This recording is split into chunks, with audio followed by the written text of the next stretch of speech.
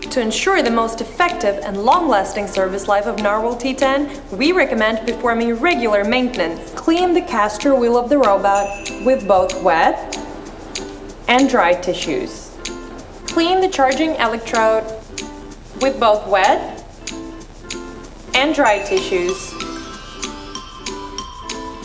Clean the clip sensor of the robot with both wet and dry tissues.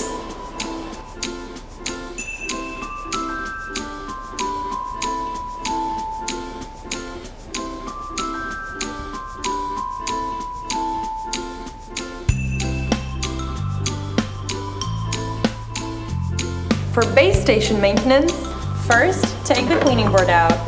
Rinse the cleaning board. Then clean the reflection sticker of the base station with the tissue. After the cleaning is done, simply put the cleaning board back in place.